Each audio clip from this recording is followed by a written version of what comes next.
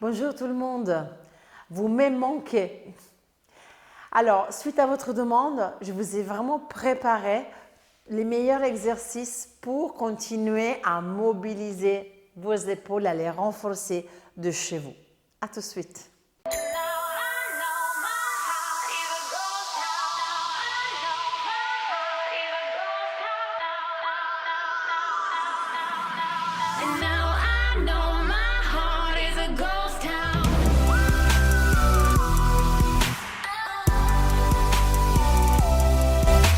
Bonjour à tous. Bonjour tout le monde. Ah, t'es en pleine forme. En pleine forme, salut Sylvia. Ok, aujourd'hui avec Frédéric, on va vraiment vous partager nos meilleurs exercices pour les épaules. On a fait quelques ateliers avec vous, spécial cou, épaules. Et ici, on va vraiment essayer de prendre les essentiels pour que vous puissiez vraiment les reproduire tranquillement à la maison. Alors, comme je vous avais déjà expliqué, ce qu'on fait toujours, c'est mobilisation en douceur, parce que plus vous êtes mobile et moins vous allez engendrer des soucis.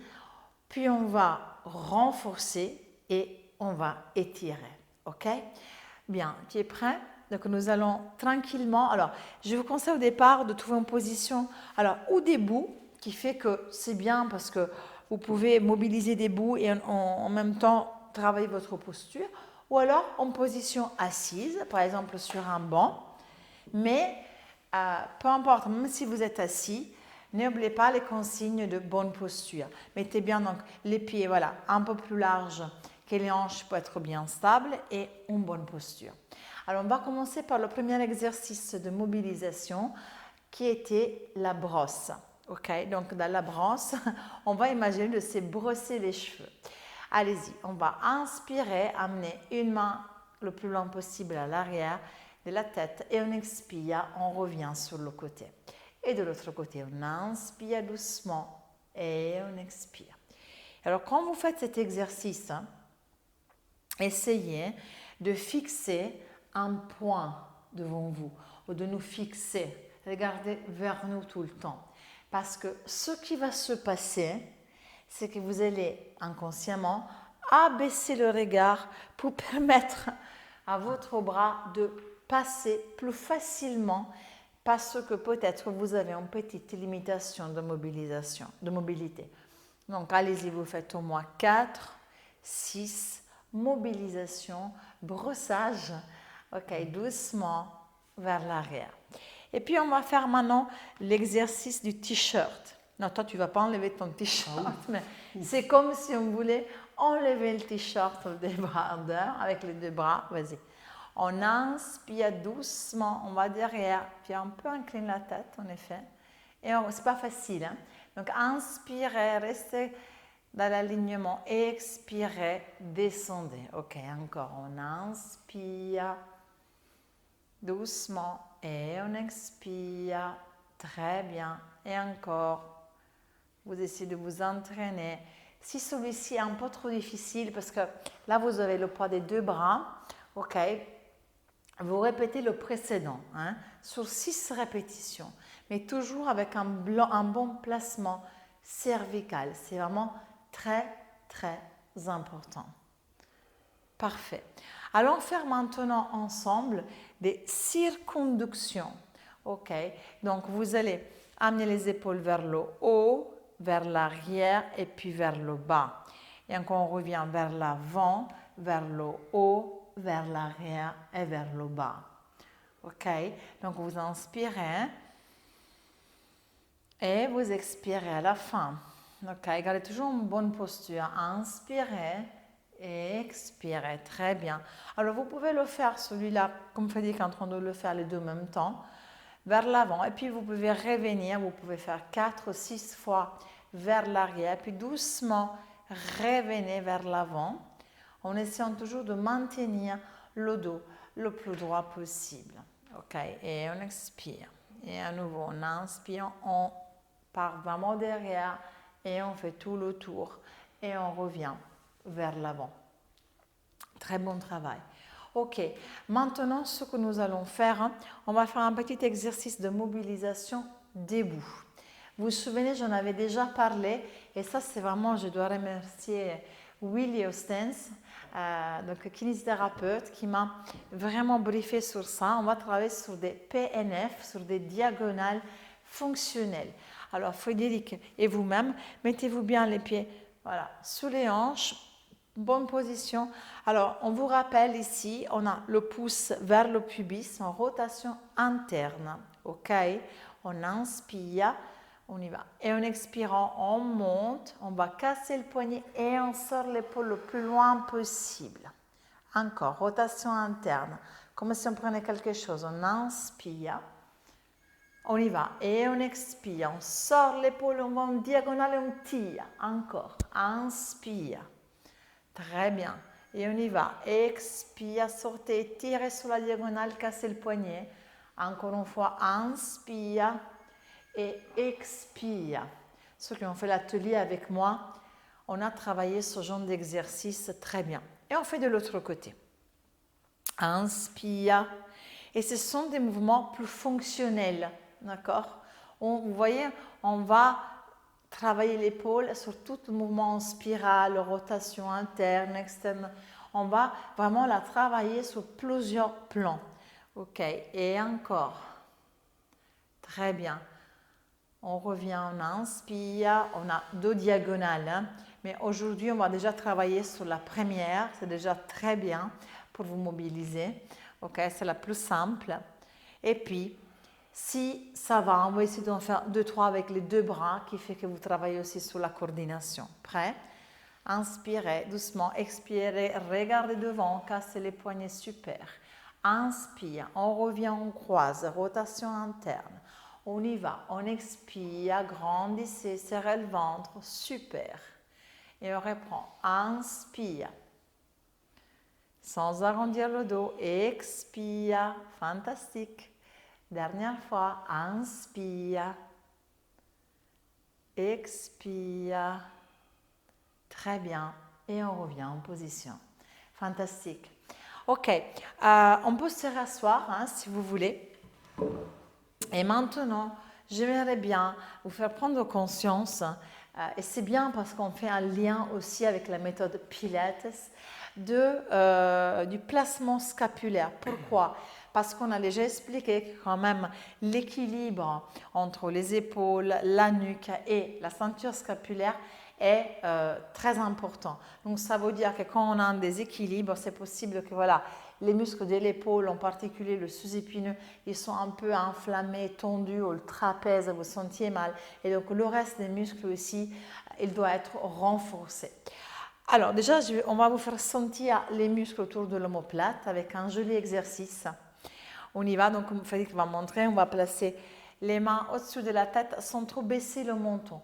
Ici, serrez les coudes comme vous pouvez hein, par rapport à votre mobilité. Très bien, on inspire. À l'expiration, vous allez serrer les omoplates.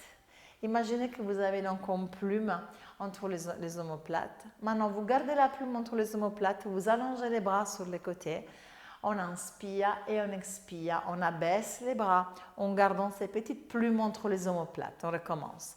Inspire, là on la fait tomber parce que les omoplates sont écartées. Expire, on les resserre. Elle arrive à nouveau dans votre dos. On la maintient. Et on recommence. Inspire, très bien. Expire, rétraction scapulaire. Inspire, on maintient, on stabilise. Expire. Encore 2 fois, bien. Inspire, expire, on ouvre. Voilà, vous sentez la plume, hein? Dernière fois. Je dis la plume exprès parce qu'on ne veut pas trop serrer les 2 omoplates. C'est une légère rétraction. Alors maintenant, allongé, tu peux le faire aussi en même temps. Les 2 bras vers l'avant. Je me souviens de cet exercice et je me souviens de vous. Hein, vous étiez face à moi et on avait dit on se donne la main. Bon, là, c'est de manière un peu virtuelle, mais l'idée, c'est un peu ça. Sans bouger ici votre buste, inspirez et en expirant, donnez la main à Frédéric ou à moi. On vient vers vous et faites sortir l'épaule. Ok, on inspire, on remet en place l'omoplate et expirez l'autre main. Ok, inspire, on revient en neutre et on expire, on va légèrement faire sortir son omoplate Et là, donc il y a un muscle qui est très important, c'est pour ça qu'on met l'emphase sur ça, sur cette protraction des omoplates, sur l'éloignement des omoplates du centre. C'est un muscle qui s'appelle grand dentelé et qu'on va vraiment renforcer pendant cette séance parce que plus il est fort et moins on va avoir des problèmes dans l'équilibre nuque-épaule et haut du dos. Ok, bien, je pense qu'on a quand même pas mal mobilisé non, ici. Et donc, c'est le moment de renforcer. Alors, toujours, on compte sur vous pour le renforcement. Ça doit être quelque chose de assez, on doit le sentir, mais assez confortable. Dans une échelle de 1 à 10, surtout si vous avez des petits bobos, des limitations, vous devez rester vraiment à 5 en termes d'inconfort. Ok, on compte sur vous, mais c'est très important de se renforcer. Alors, nous vous conseillons vraiment une petite bande élastique hein, ou alors rien du tout pour démarrer. Vous faites vraiment les exercices à vide. Mais une fois que vous avez déjà pas mal de mobilisation, vous pouvez utiliser une bande élastique. Alors, vous allez placer cette bande élastique hein, sous les pieds. Et on va commencer par le premier mouvement qui est très important pour la coiffe des rotateurs et qui est la rotation externe, le fait de ouvrir ici quelque chose. Ok? Alors, Frédéric va le montrer. Alors, si vous êtes un peu blessé à l'épaule, je l'avais expliqué pendant mon atelier, la première partie du mouvement, vous n'allez pas la faire. Ok? Donc, c'est la bonne épaule qui va donner l'élastique à l'épaule qui a quelques bobos et qui ramène vers le centre. Okay, vous travaillez juste sur la phase de retour. On va revoir ça. Donc ça, c'est la bonne épaule qui va donner à votre épaule qui a besoin d'être renforcée, qui pour l'instant est inflammée, l'élastique pour travailler sur la phase de retour. Si vous êtes en bonne santé au niveau des épaules, vous travaillez sur les deux phases de mouvement. Vous expirez, première phase de mouvement, et vous expirez, deuxième phase. Ok, donc n'hésitez pas, il ne faut pas attendre d'avoir des problèmes, d'avoir mal aux épaules pour s'entraîner. Avoir des épaules fortes, un dos fort, fait partie vraiment de votre mission. C'est très important pour être en bonne santé et avoir un bon équilibre musculaire. Vous travaillez sur 6, 8 répétitions en gardant le coude près des côtes et une bonne stabilité. Et puis, bien évidemment, vous allez répéter le même exercice. On va le faire ensemble. Je crois qu'il colle un peu au pied ton élastique. Hein? Ça arrive de l'autre côté. Ok, donc les premiers deux, tu vas les montrer, voilà, comme si cette épaule maintenant, c'était une épaule vraiment un peu blessée. Voilà, c'est très bon de renforcer, mais juste en phase de retour. Une phase qui s'appelle excentrique. Okay. Sinon, vous travaillez dans les deux sens tranquillement. Ouverture et fermeture. Gardez bien le coude près des côtes. Donc, l'avantage, disons, voilà, j'ai réfléchi beaucoup pour vous aux exercices, mais l'avantage d'une bande élastique comme celle-ci est que vous pouvez régler, si vous voulez, la résistance. Hein. Donc, plus vous allez vous éloigner du point de fixation dans vos pieds, plus voilà, vous prenez l'élastique plus bas et plus ça va être dur et vice-versa, qui va créer vraiment des échelles de progression. Merci beaucoup. Des échelles de progression qui sont intéressantes. Ok, qu'est-ce que tu en penses de leur montrer maintenant l'exercice de abduction? C'est quelque chose que j'aimerais bien qu'ils fassent. Et qu'est-ce que je voulais vous dire par rapport à ça? Par rapport à ça, si vous êtes des pratiquants du réformer, allez-y, tu peux commencer. Voilà, donc Frédéric a mis les deux pieds sous l'élastique et est en train de vous montrer maintenant l'abduction. Dans l'abduction, on part de la hanche opposée et on amène le coude au niveau de l'épaule. Admettons que son épaule, Frédéric, admettons que ton épaule est un peu blessée, comme tu vas faire exactement de la même manière que tout à l'heure. Fais encore un, s'il te plaît. Et donc, ce que je voulais vous dire, si vous faites du reformer, c'est que Il y a toute une série des bras, vous savez, des bras où on travaille ça avec les sangles, en rotation interne, externe. Bon, donc on vous attend pour pouvoir faire du reformer encore avec vous, spécifique épaule, mais en attendant, voilà, la bande élastique, c'est ce qui fait le mieux pour rester sous du renforcement aussi spécifique. Voilà, donc là, on va changer de côté. On y va. Donc, pensez très bien à ce que je vous ai enseigné. Quand il y a un côté qui fonctionne moins bien, ce n'est pas pour ça que vous ne devez pas bouger et ce n'est pas pour ça que vous ne devez pas le renforcer. Ça, c'est faux. Je sais très bien que vous avez mal, mais moins vous bougez, moins vous êtes mobile, plus vous allez créer des trigger points, plus vous allez fibroser, moins vos équilibres musculaires vont se faire. Donc, vraiment, on compte sur vous pour renforcer de manière sécuritaire et contrôlée et évidemment, essayez toujours d'atteindre un bon équilibre. C'est très bien. Merci beaucoup. Alors maintenant, est-ce qu'on pourrait s'étirer? Oui, on peut s'étirer assis si vous voulez, ou tu veux rester debout. Ah non, attendez un instant. Parce qu'avant l'étirement, je voulais vraiment vous montrer justement le renforcement du grand dentelé. On a dit tout à l'heure que dans l'équilibre cou, épaule et dos, c'est très important. Alors, comment on travaille le grand dentelé? Il y a pas mal d'exercices. Ici, on va vous en donner deux en particulier. Le premier, on l'a déjà vu plusieurs fois pour le travailler, et c'était le soulèvement des genoux. Donc, en quadrupédie, l'idée ici, c'est de éloigner les omoplates une de l'autre, voilà, et décoller un tout petit peu les genoux. Vous restez 5 secondes, pas plus. Alors, inspire, on revient. Voilà, expire, on fait un petit éloignement et puis à partir de là, vas-y, on décolle, on maintient. 3, 4, 5. Encore une fois, inspire. On y va, on expire. Dos rond. C'est un petit dos rond, ok? Et alors, le meilleur exercice aussi pour renforcer le grand dentelé, ce sont les pompes. Alors pour les pompes, c'est surtout sur la phase de retour, quand on repousse le sol. Frédéric montre une option simple avec les genoux sous les hanches, si vraiment c'est un petit genou. Voilà, on a plusieurs versions, mais ici on va faire le plus simple, d'accord? Vous avez les genoux sous les hanches. On va inspirer, plier les bras, 2, 3. Et en expirant, on revient, pouce sur ma main, voilà.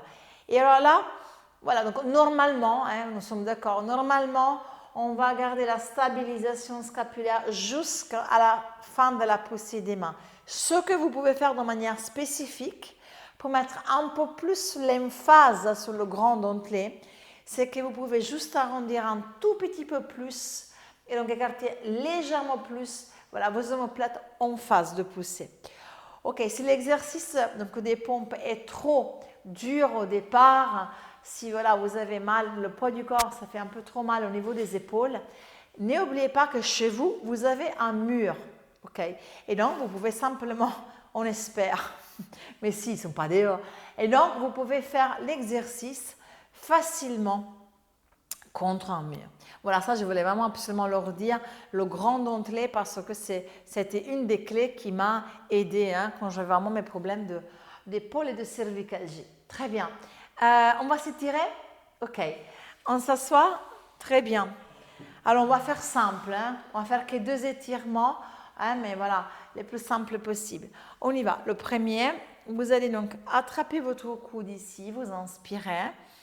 Et en expirant, vous le tirez vers vous et puis un tout petit peu comme ça, vers l'avant.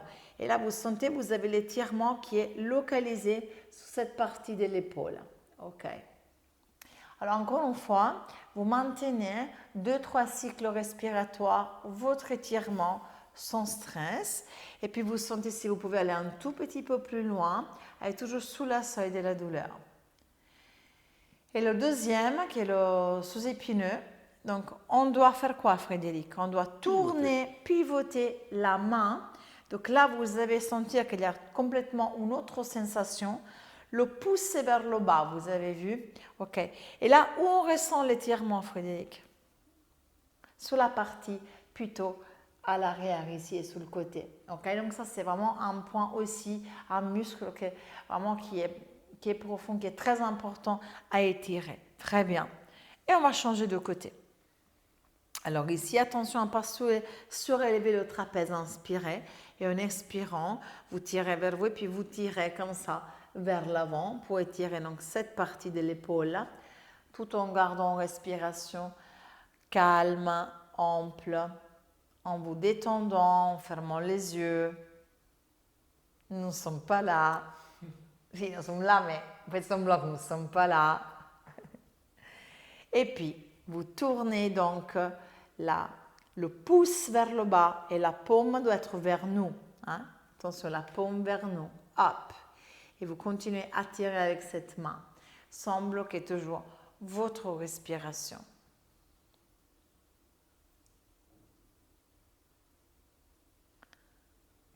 Voilà. Très bien. Il y a déjà quand même pas mal de contenu maintenant pour les épaules à faire. Donc on compte sur vous, même si vous avez arrêté beaucoup de réformers ou les ateliers, continuez chez vous vraiment à vous mobiliser. Rappelez-vous, c'est la clé, mobilisation. Puis renforcer de manière spécifique et étirer. Ça, c'est vraiment la clé de la réussite. Merci beaucoup, Fred. Merci.